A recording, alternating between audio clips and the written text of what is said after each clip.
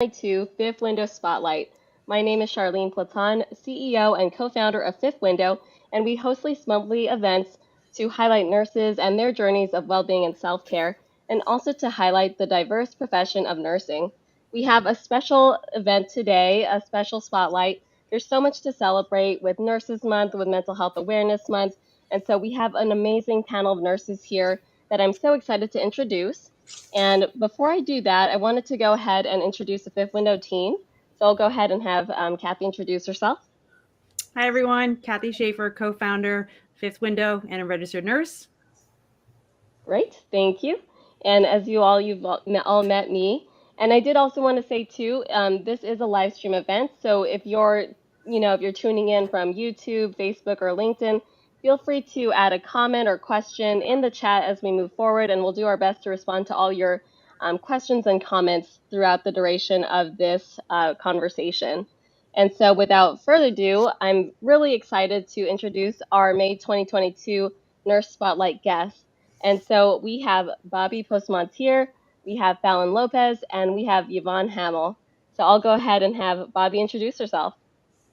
Hi, I'm Bobby Posmentier. I'm an RN. I'm also a professor at Jefferson College of Nursing, and I have been a midwife and a psychiatric nurse practitioner for many years.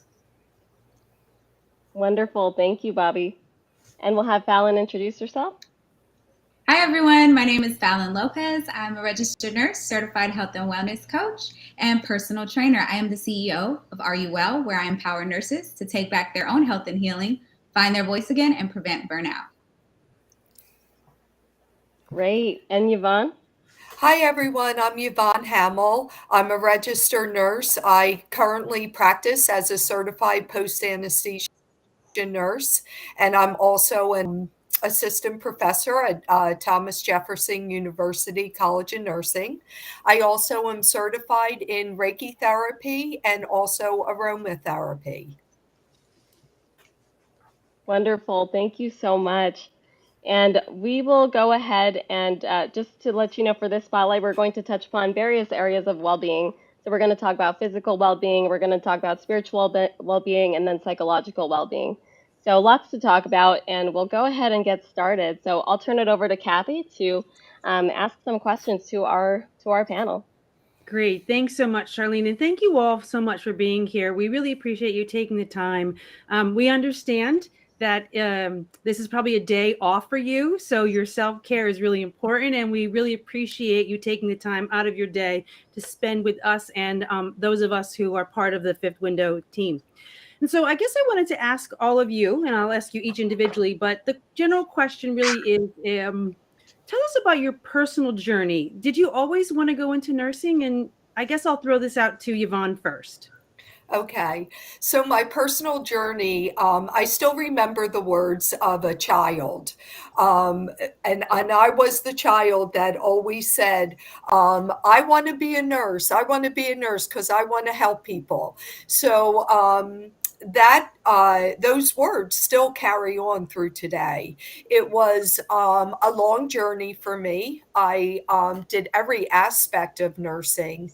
With my education, I ended up starting off as a nursing assistant, and then I was an LPN, and then I was an RM with my associate degree. And when my oldest went to college, I went back to college also. And there I, pursued my higher education. And I went to be obtained my bachelor's degree, and then in 2014 I obtained my master's degree, and then my doctorate degree in nursing practice in 2020. My overall goal was still to help people, but it was really also to help prepare new nurses for this profession that has always been a love for me. That's awesome. I think so many people in our audience can relate to the journey, starting out at different levels of education. And I think when you first stop or when you get that 1 degree, whatever it is, right? You think, I'm never going to go back. Why shouldn't I just work at the bedside all the time in my capacity? But to really, I think you really exemplify lifelong learner and always challenging yourself to go to the next level of what you can do and what you can attain. That's wonderful. Thanks for sharing. I'm going to ask Bobby. So was this your journey? Did you always want to be a nurse when you were the little girl and heard someone say, I want to be a nurse?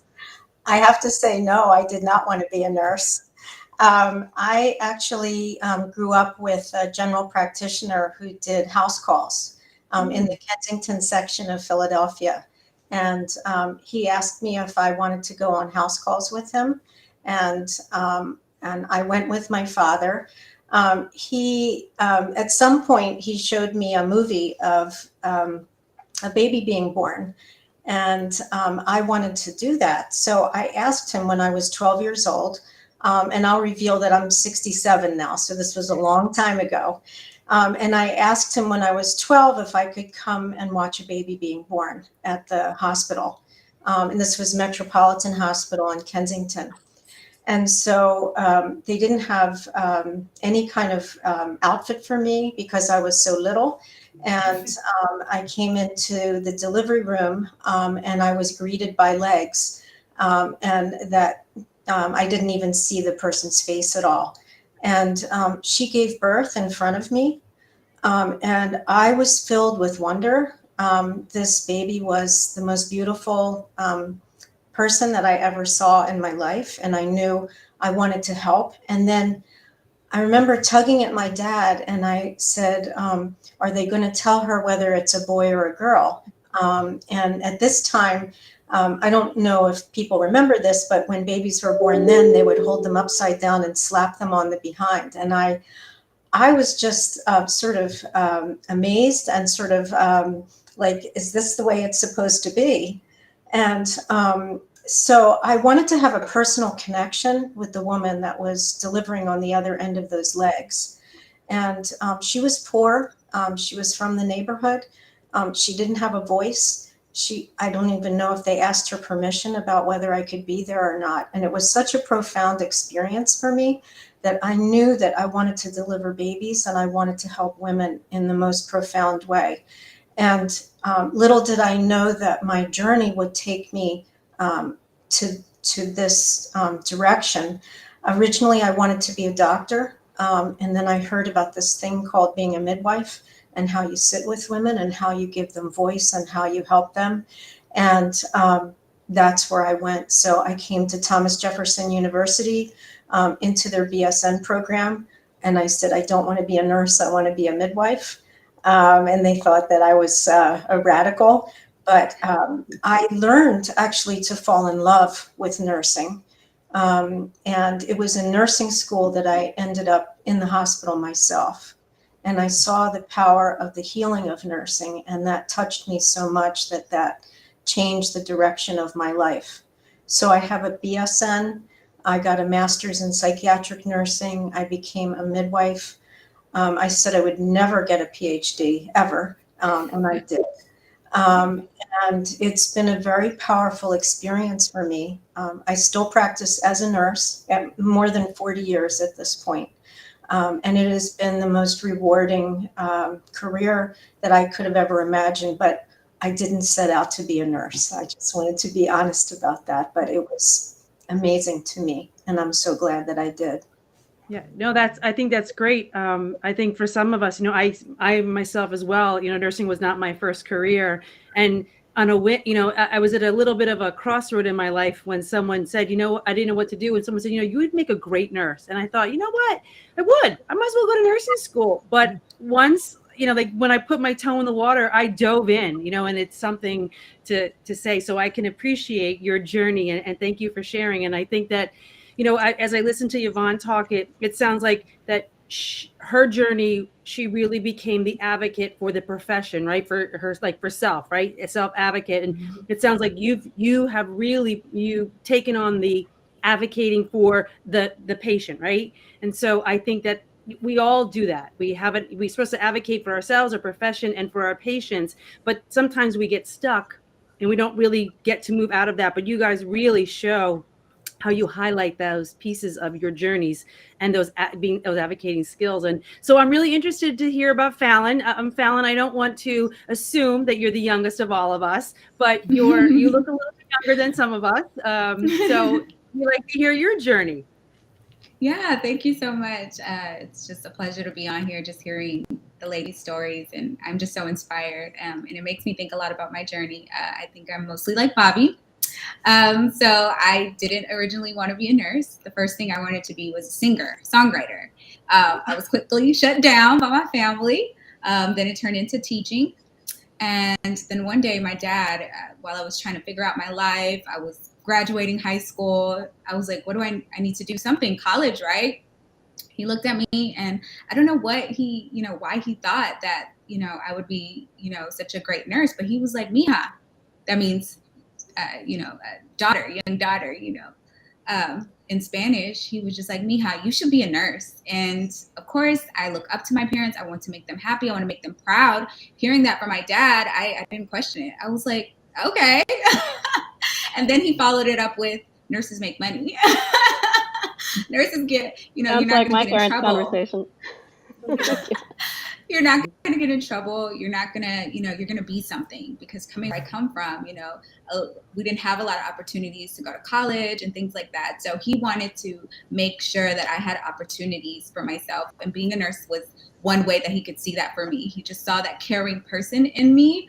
And it's true. I definitely, like Bobby was saying, stuck my toe in and then just went all the way in, dove head first into it. And I love nursing.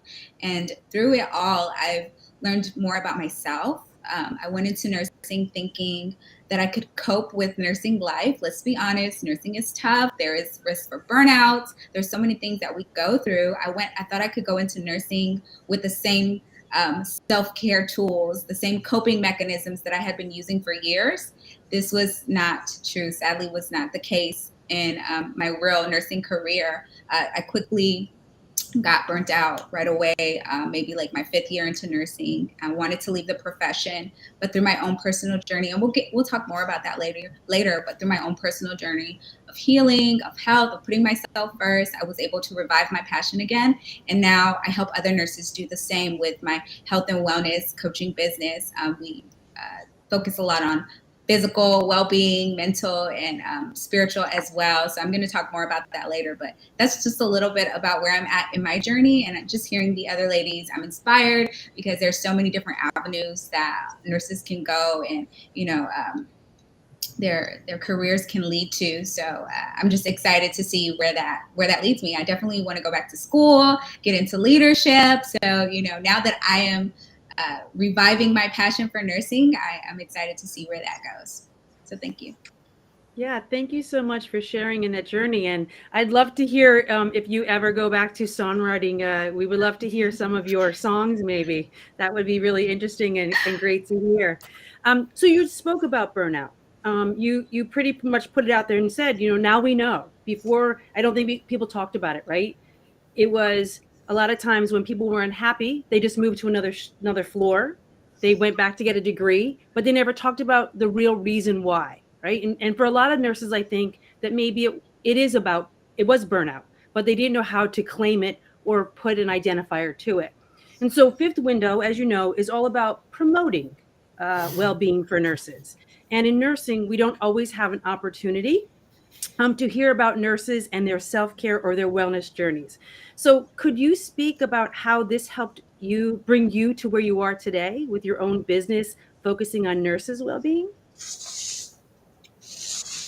Yes, definitely. Practicing self-care has been like foundational. And I say that because I look at self-care as a foundation for me, so that I can be more effective in my practice as a nurse. And the way that I started seeing my self-care truly, or what made me see like how I was taking care of myself, was right before COVID, actually. I went through a breakup season. I was starting a new business. And so I got stripped of everything that I thought made Fallon who she was. I thought I was this critical care nurse. I thought I was in this, great relationship. I thought I was this power couple with someone, And right before COVID, I was stripped of everything. COVID happened, and I was still working. So it brought me to this place of where I had to really get back to like, who is Fallon? What does Fallon need? Because I was like struggling. I was just struggling with my identity, with my confidence, with who I was and my place in nursing. And honestly, I was burnt out. That was like signs and symptoms of burnout, like feeling powerless, not having a voice, feeling like hopeless. I was at this place where I was like, something needs to happen. Something needs to shift. And it wasn't until, I got to that stripped place where I got to this empty place where I was like, okay, what are my foundations? What do I need? And self-care, my self-care was really challenged. My definition of self-care was really challenged. It's more than just the bubble baths and the fluffy, robes that we put on. It's really how you're treating yourself every day, moment by moment, the things that you're saying to yourself, how you're taking care of you, what are you doing for you, how are you helping you be more effective in your work and how you show up and who you are as a person. And so that moment where I was like stripped of everything, I had to get really honest with my self-care. And it was terrible, y'all. I was a nurse. I was starting a business, but I was still treating myself not well at all. And so through my own wellness journey was how I was able to really revive my passion and help others now do the same. So.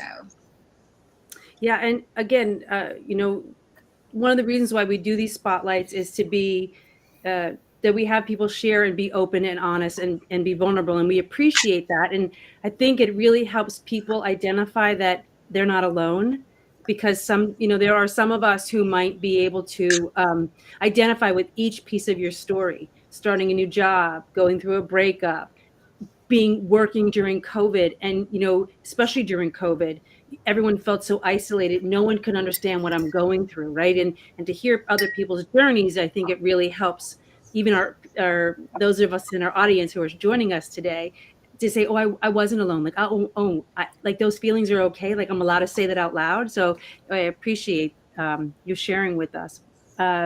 So Yvonne, tell us about your journey. What was your wellness self-care journey like that brought you here today? Yeah. So,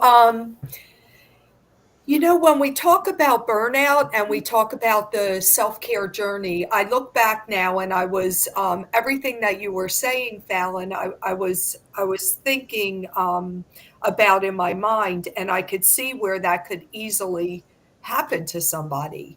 I don't know if the reason why is, I don't think I was a selfish, nurse. I kind of always did practice self-care.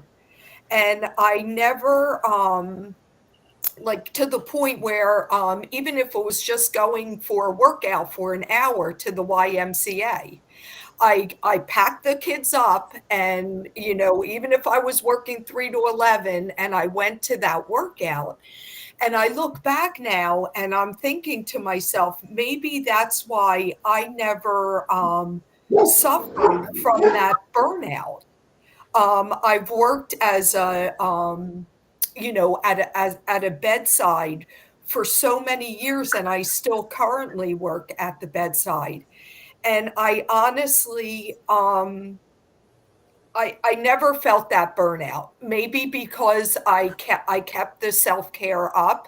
I always, try to incorporate that within my life. And I think one thing that I did also was talk to others in this profession about, feelings. If I was having feelings, a lot of times we see things happen to patients and, it's very difficult to deal with. And I think open dialogue helped me a lot within my profession. But I never, even now, when I go, I just don't feel that type of burnout. And really, when I do, and Fallon, when I do start to feel it, a lot of times it could even be in the education, because it's so busy and you want to give everything to your students. A lot of times I need to take a step back, and I need to actually reevaluate that self-care, if I lose touch of any of it. And I think that has a lot to do with, why I haven't experienced it as much as others. I find that really interesting that right from the get-go that you have focused on self-care, and it's not something that we teach students in nursing school, right? It's pretty much whatever you've been doing. I'm wondering if there was something in your background, like was it the way you were raised? Is it your connection to spirituality? Yeah, it may be. And I knew one of my purposes in life was, to be, with my spirituality. It's every, it's my whole life, how I present myself, and also to be the parent that I wanted to be. And my children saw me, and I took them to the gym, to the babysitting, so they knew how important things like your self-care were. And maybe that is, was driving me towards that, because that was important for me to see, taking care of yourself also, because it's so true. If when there's times when we don't feel well, we're not good to others. So yeah, I think that did have something to do with it. Great, thank you. Now, Bobby, what about your journey? What was your journey to wellness and self-care that brought you here today? It's a long journey, but one of the things that I was thinking about as I was looking at questions for today, I was a midwife, which was something that I love to do. And that was so important to me from that time that I saw that baby being born. And I threw myself in entirely without thought of my own needs whatsoever. And I think it sort of resonates with what Yvonne and Fallon were talking about in terms of nurses, is that I felt as a midwife that I wasn't allowed to be tired. I actually, as a midwife, I did 72-hour shifts, and without a break. And so during that time, I would be delivering one baby after another, and not thinking about myself whatsoever. And I love taking care of these women. But I remember one delivery where I was sitting actually as a woman was pushing, and I actually fell asleep at her feet. And she pushed my head back up, and she said, "You go to sleep for about a half an hour and then come back and deliver my baby. I will wait for you." And she taught me so much, because I thought, like I was just going to do it even in my sleep. And she said, "No, you need to take care of yourself." And here she was in that state of pushing. I went in, I'm just going to make a little shift, which is, that was one piece that really hit me so much, that this mom was actually taking care of me. But the next thing was that I also, fast forward, I was at a job in Philadelphia at another university. And by this time, I felt really accomplished. I started an intensive outpatient program for mothers and their babies, was really helping them with mental health issues, and especially women that were low income and didn't have a lot of resources. And with hospital closing in Philadelphia, I had 30 days to close an intensive outpatient program. and I decided to leave that university and jump over to Jefferson. And little did I know, when I made this decision, I decided that I was going to be transitioning to Jefferson on March 20th of 2020. And we all know what happened on March 16th, which is the whole city closed down. So I had 2 hours after Mayor Kenny made his announcement to move all of my stuff to Jefferson. And I went to U-Haul. Somehow they gave me some 2 guys who were so sweet. They were homeless, but they helped me to move because I didn't have anybody else to help me. And at that moment, with COVID hitting, I was out of the other university coming over to Jefferson, but not quite there. I was in free fall. And I thought, I really need to think about some of the resources that I've learned in my life.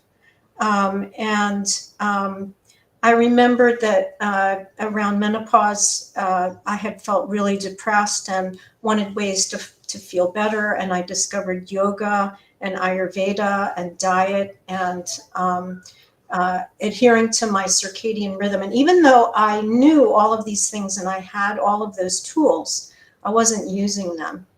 And then I just decided to just trust the universe and just let myself fall. And I suddenly landed at Jefferson. I met you, Kathy, and I met some other really lovely people, and I trusted the universe. And we were all on the same page. And I thought, well, I've got my stressors, but I'm not on the front line with COVID. And there's these nurses that really need help. And so I joined with you and with 2 other nurses, and we formed a nurse to nurse to really help to nurture other nurses. And it was at that moment that I really felt anchored, that all the things that I had learned, it's one thing to learn them, it's another thing to put them in practice for yourself. And joining with you and learning about being vulnerable and being able to tell my story and to allow myself to be vulnerable. I didn't want any help. Just like any other self-respecting nurse, I did not want any help. But I found that in this community of nurses, being able to share my vulnerability was really a strength. And I think, we went on to talk to nurses about revealing the vulnerability and how lost you feel and how much suffering that you have is actually a strength. And that's what helps to get you through it and to sustain who you are as a nurse. And I thank you so much for that every day. Again, it has been a blessing for me to make that change. So sometimes when it seems like you've lost everything, that's the time that you find the strength that you need. Yeah. Thank you. Thank you so much for being so vulnerable. And like I said before, when Fallon was sharing, I think this forum where more of us nurses come together and really do share about our vulnerabilities, I think it helps others to at least start to make an attempt, right? To say, I'm not okay. And I need someone's help because I want to be okay. So yeah, thank you so much for sharing. And yes, my colleagues actually are here on this call with us today, and I appreciate each and every one of you. So it's more of a personal connection besides just being colleagues. I call them my friends. So it's wonderful. Yes, this is great. Thank you all so much for sharing about your journey. And I did want to, before we transition over to more of these specific areas of well-being, I wanted to share a comment from one of our audience members, Dr. Linda Kim. She says, in the words of Dr. Jean Watson, if one is to work from a caring, healing paradigm, as we do in nursing, one must live it out in daily life. I think as nurses, we do well in caring for others, but not so well caring for ourselves. Thank you, everyone, for sharing about your vulnerabilities and journey to self-care and wellness. And I think that really sums it up very beautifully in terms of what we've been talking about and just to speak to the journeys that you've all expressed. And I do want to turn it back over to Fallon, actually. And, Fallon, you are an expert in physical well-being. You have an amazing presence on social media where you share your journey of well-being and also your expertise to other nurses and healthcare workers. Can you describe to our audience what is physical self-care and well-being, and how can nurses focus on that area of their wellness? Yeah, that's a great question. Physical well-being and self-care is, the the physical aspect, how we show up, how we as nurses can be effective in our, in the way that we care using, our tools, our body, our energy, our clarity, our mental clarity. And so the way that we preserve and maintain and thrive as caregivers, the way that we do that is by practicing physical well-being, physical self-care. And some of the ways that nurses can do that is by what we put into our body. So things like nutrition, hydration, and even other things that can help us in our physical well-being is sleep. I heard, I think it was Bobby talking about the circadian rhythm, all of these things, all of these practices are so important for us to show up as effective nurses, as caregivers. We have to be the change that we want for our patients, the health and healing that we want for them. We have to do the same for ourselves. And so these are some ways that I help my clients as well, focusing in on fitness, getting moving. How are you moving your body? And not necessarily a hard workout or 2 hours in the gym. It could be as simple as going for a walk, stretching. I love just starting my day with a nice stretch and a deep breathing movement right there, before I get started. And it could be 5 minutes, 10 minutes. And another way is nutrition. What are the foods that we're putting into our body?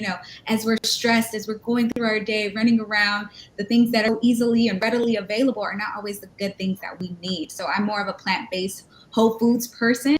So I try to incorporate more plant-based whole foods in my diet as a nurse. And, it can be difficult. People think like, oh, it's like I have to be a chef or something like that. No, not necessarily. I start my clients off with like, hey, let's read food labels. What exactly am I putting into my body? Just asking more questions, being curious.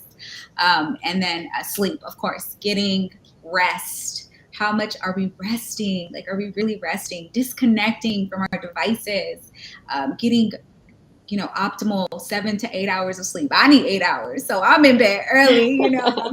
I'm doing the things to keep my my bedtime routine, like preserve my bedtime routine. So those are some things that I would say about physical well-being and self-care.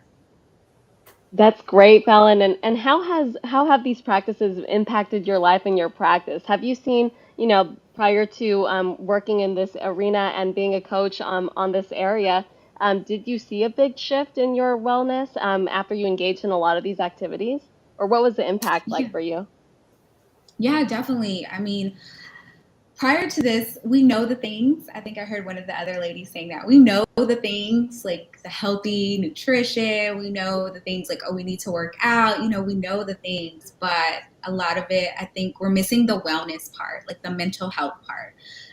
Couple these with the activities of, our physical well-being. It really transforms it into a lifestyle, a wellness lifestyle. And that's what I have come to practice in my own life. I'm not just like a strict diet, or I'm always on a diet, friend. I'm trying to look good in my bathing suit. No, I'm not always, that type of person. But like, I want to nourish my body.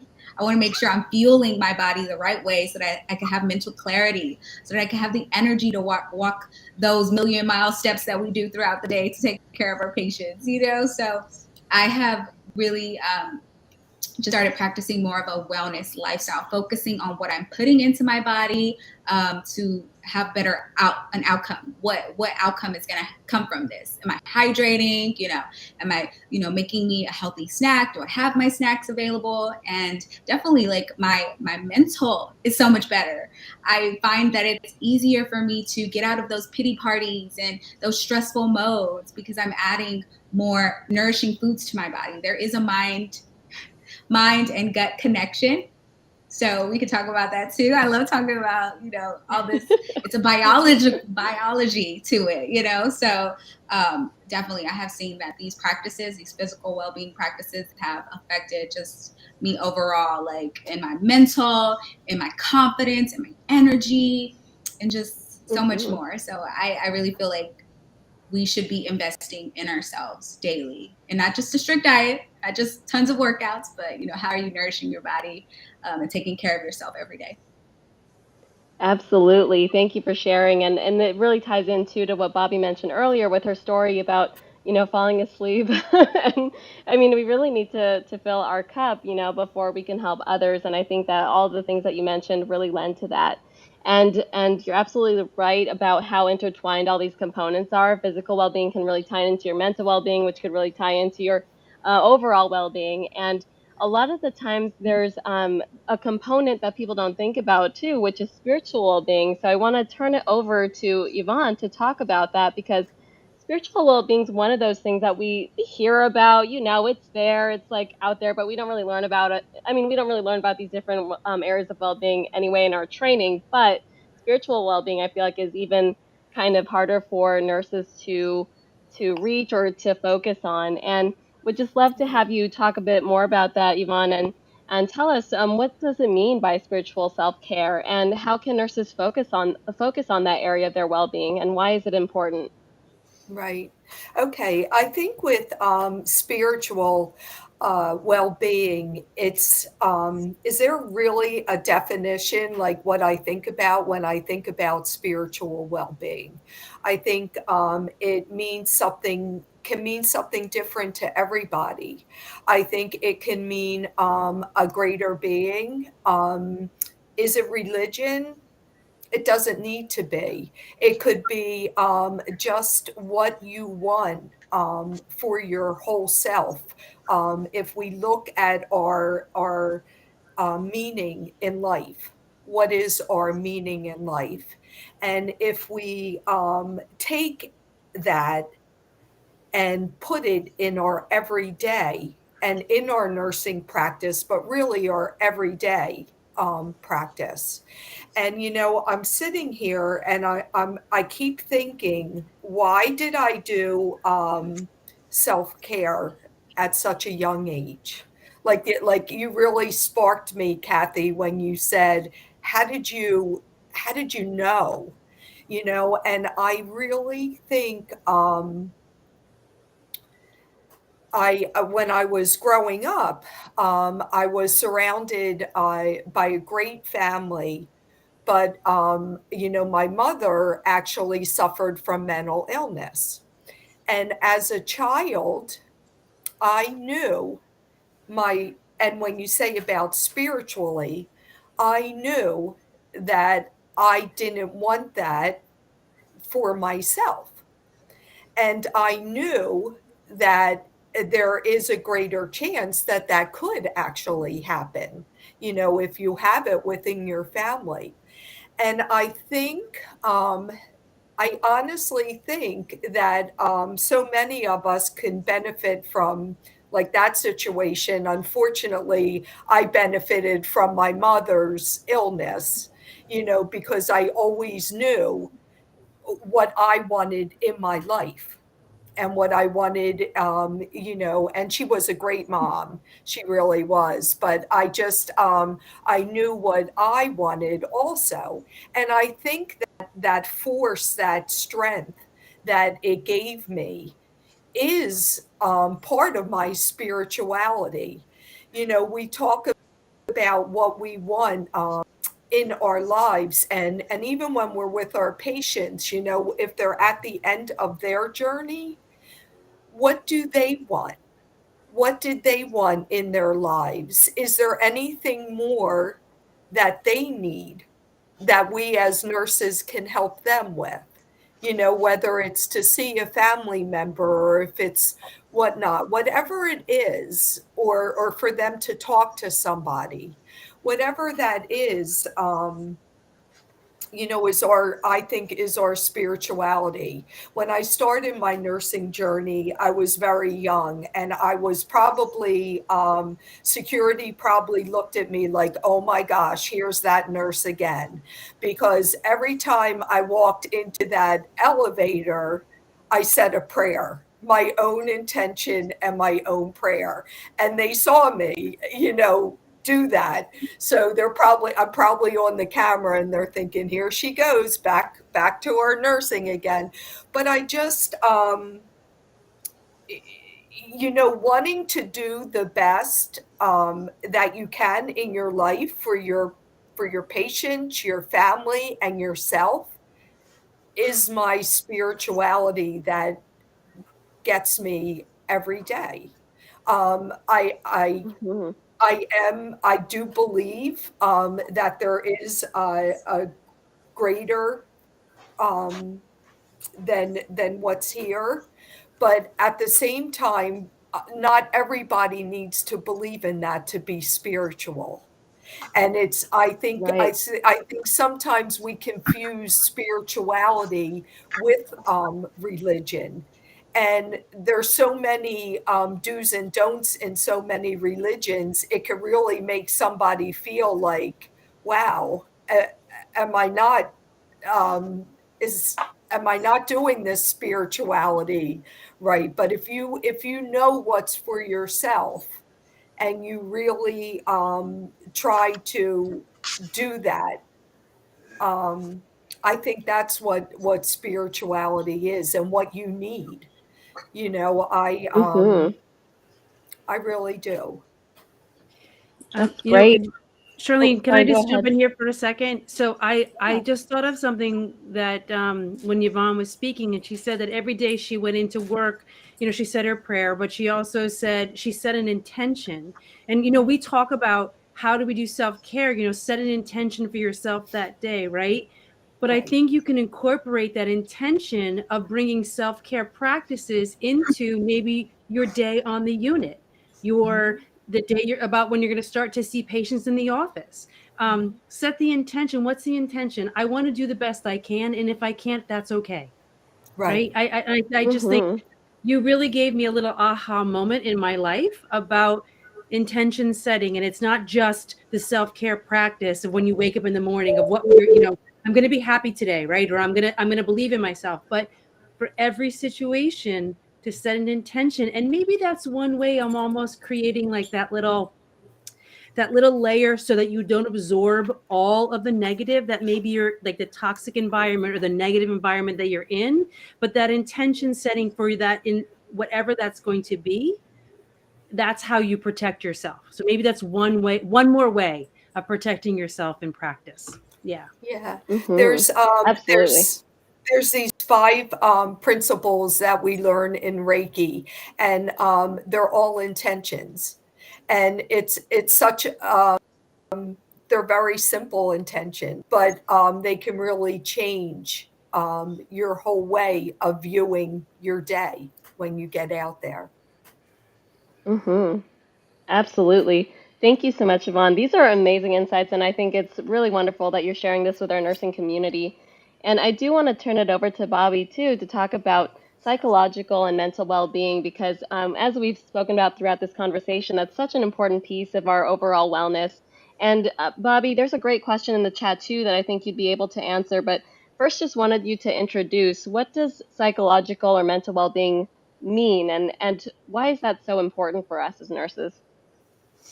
Okay.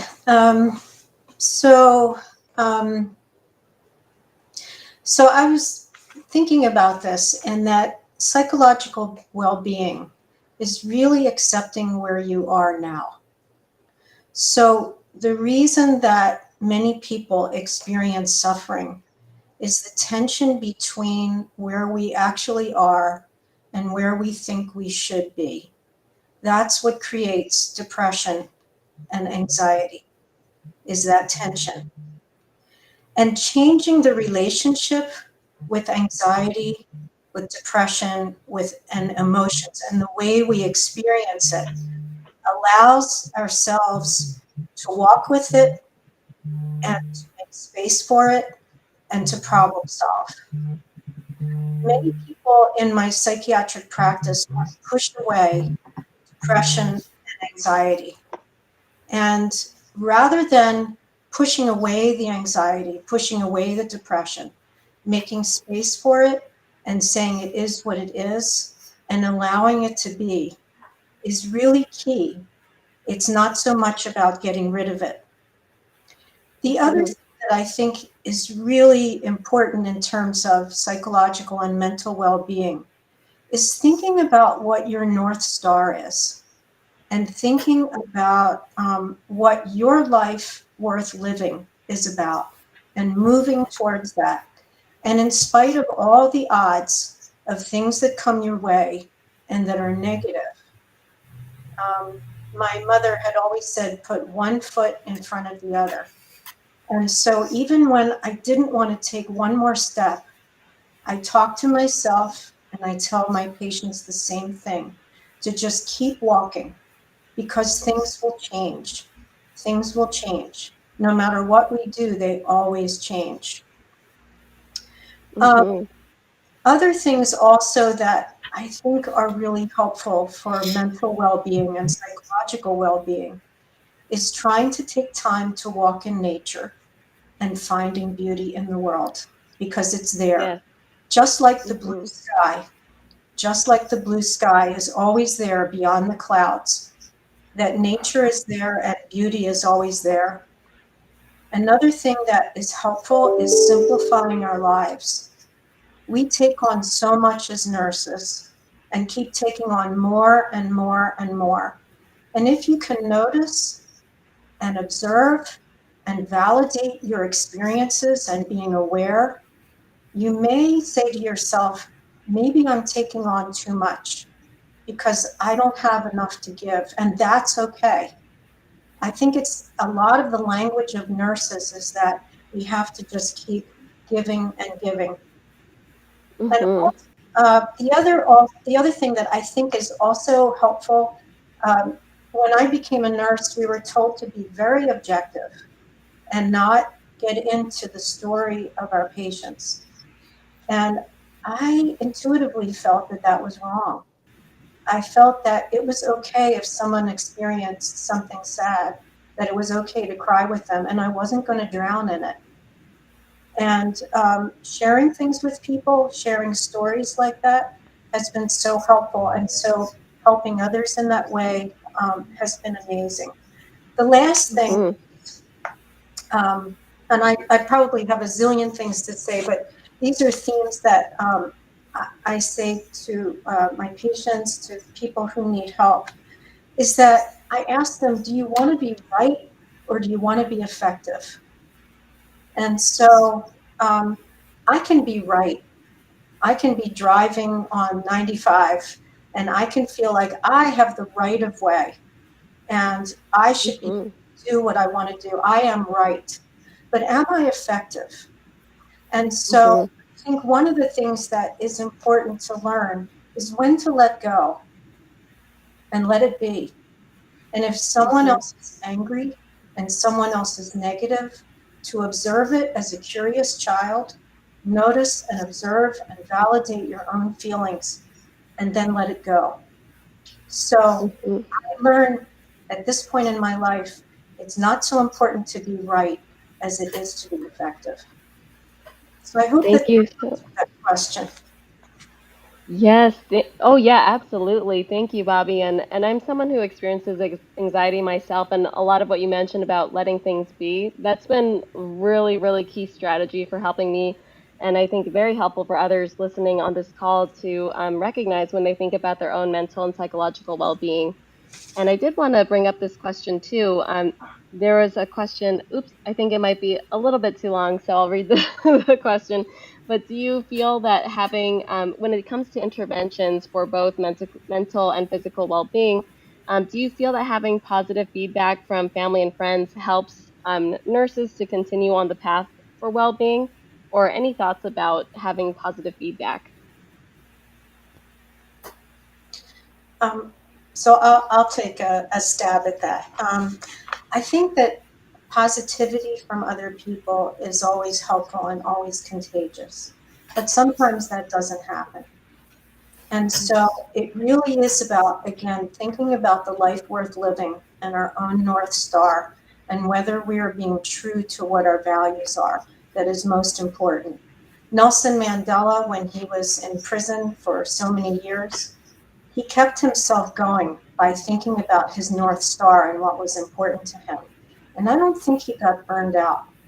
So, so as much as I celebrate and love when people give me those positive feelings, I know that as long as I'm moving in that path, living the life that I want to live and being true to myself is what's most important, and doing the right thing. And I think that was something that Yvonne also talked about, is that you want to do the thing that you feel that you have the calling to do, no matter what.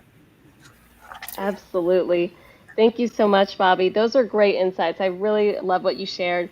And I do want to go ahead and bring the entire panel back because there's a great question in the chat from one of our audience members.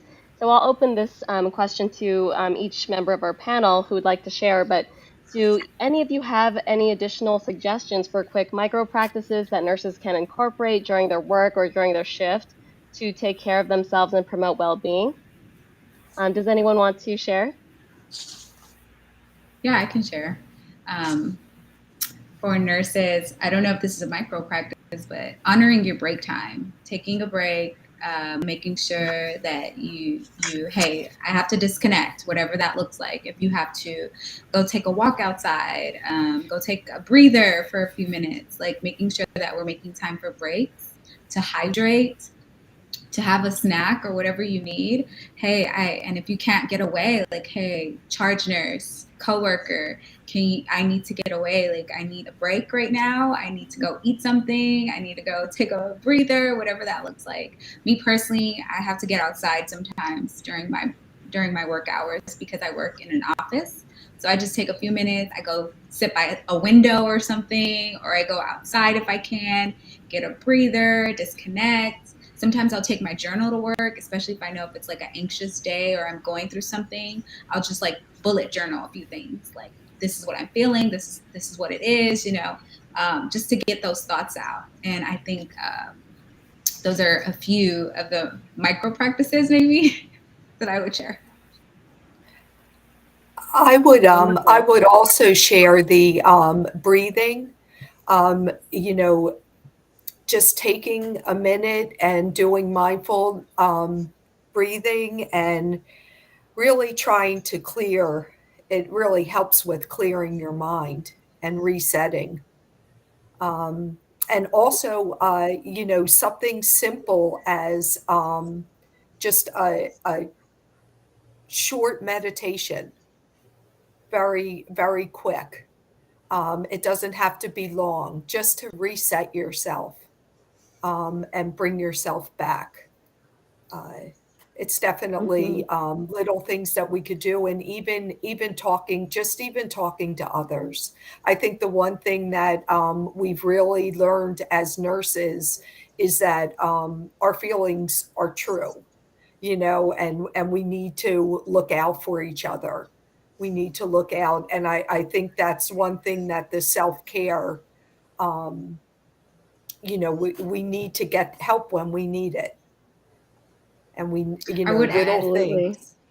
I was just gonna add to that, like having that coworker that you can like, hey, let's go for a walk, let's walk the stairs, let's go drink water, like that buddy, that coworker. Yes. Yes, it's so important. I absolutely agree. And Bobby, did you want to add a micro practice that you enjoy as well? Sure. I also see in the chat someone who resonates with what I was talking about Marsha Linehan. And yes, I would absolutely recommend her readings. That Life Worth Living is an amazing book, and is part of my North Star. I can actually do an exercise. I didn't know if we had time for that. That I feel is really helpful a lot of times for nurses, and it's something that I have taught nurses and also patients as well. And it's called Loving Hands. So I'd like to give you an opportunity, all of you, to practice self-compassion right now. And what I'd like you to do is take your hands and place them in front of you with palms up and look at your hands. Think about where these hands have been in your life. They have been with you a long, long time. They may have soothed patients that were frightened. They may have lovingly held a small child or a baby, or stroked a pet. These hands may have patted a friend in times of need. Your hands may have provided comfort to so many people, dogs and cats. These hands are full of kindness and healing. Now take one hand and place it over your heart and feel the loving kindness that generates from that experienced hand, radiating to your heart. And take the second hand and place it over your abdomen and let the loving kindness from that hand radiate into your abdomen.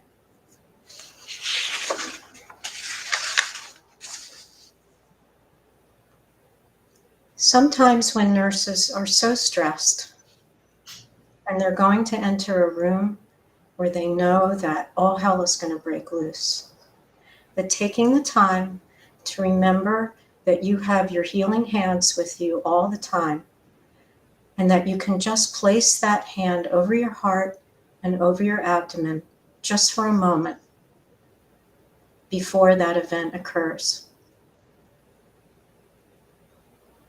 Thank you. Wonderful, Bobby. Thank you so much for sharing that. Absolutely love that micro practice and exercise, and very accessible to all nurses to do, to take a moment to themselves. And it's a great reminder. And Yeah. oh, sorry, go ahead, Kathy. I was just going to say, so Bobby had mentioned earlier that we have, as collaborators and colleagues, have a group called Nurse to Nurse, which we provide peer support to our frontline workers in our health enterprise, as well as we've branched out to the students in our university.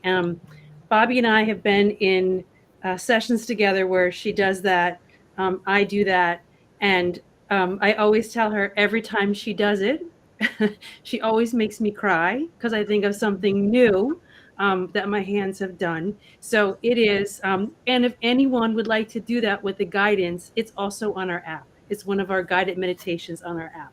So you can do that on a regular basis until you become familiar with it and do it in your own words, your own terms, and even think about incorporating it into your, I'm even thinking, when nurses do rounding or when they do shift report, if they feel that their unit is vulnerable and brave enough to make that open and warming environment, that is one way you can send intention to start the shift together as a unit. So it's just some things to think about. So we have a question from Linda Kim who asked about sharing this with others, and I would say absolutely. The more that you can spread this, the better. Absolutely. And I just want to say thank you all so much for being part of our panel. It's, Nurses Week, Nurses Month, and I just can't emphasize how important it is for all of us to celebrate ourselves, to really place our self-care first. And I hope that you all learned some great insights from our nursing panel here. So many insights to share. And so I really wanted to thank you all once again. And if you all have any ways that you would like our audience to reach you, how can they do that? I'll start with Bobby. Any links that you want to share for how our audience can reach you? I'm not sure how to put my email on there, but if you're able to do that, that would be terrific. But it is just my first and then a dot and my last name. So it's bobby.posmentier@jefferson.edu. Perfect. Thank you. And I'll go ahead and put that in the chat at jefferson.edu. All right. And then, Fallon, how can our audience reach you? Yes, definitely. Thank you all for allowing me to be a part of this presentation. I've learned so much and I'm so inspired. Yes, if anybody wants to contact me, you can reach me on Instagram at Fallon the Wellness _RN. And then on Facebook and LinkedIn, I'm Fallon A. Lopez. My website is currently being worked on, but if you'd like to just send me a direct message as well to my email, it's my first name at the letter R YOU well.com. That's the name of my business, Fallon at ruwell.com. And just send me a message and we can connect. Thank you so much. I was just going to say a correction for, it should be my first name, Bobby.Posmentier, rather than B, because I don't think they'll get me at B.Posmentier. Oh, okay. Sorry about that. We're going to put these contact links also in our post. So we'll do that when we send out our recorded video. Perfect. And thank you, Fallon, for sharing your contact information. And we'll also share your Instagram and social media links. And Yvonne, how can our audience reach you? They can, you can reach me at yvonne.hamel@jefferson.edu. I'm also on Instagram as HamelPV, and I'm also on Facebook as Yvonne Hamel. Perfect. We'll add your social media contacts as well. Thank you all Thank so you. much.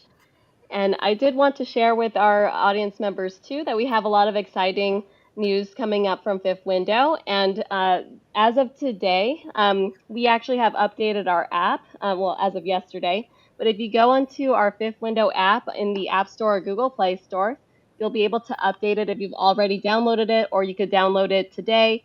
And you could see our new features on the app. So we were able to add our Nurse Spotlight videos. So you can now see our Nurse Spotlight videos on our platform directly and watch. We're going to add this video as well. So if you didn't have a chance to watch it on LinkedIn, YouTube, or Facebook, you could watch it directly on our app.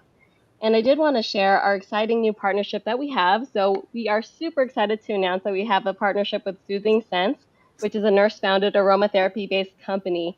And they create a lot of evidence-based products for their patients and for the well-being of people everywhere who would like access to aromatherapy products.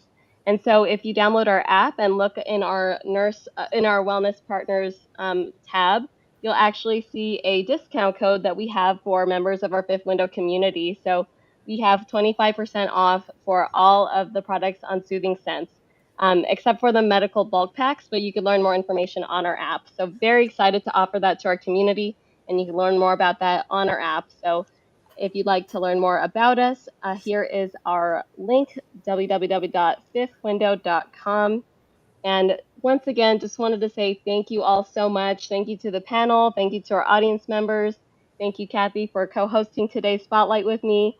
And we will continue to have these spotlights monthly. So please join us for our next one, which will happen in June. So we'll announce that on our social media. But once again, thank you, everyone. Happy Nurses Month, Happy Nurses Week. And we hope you all have a great weekend. Thank Thank you. you. Bye. Bye.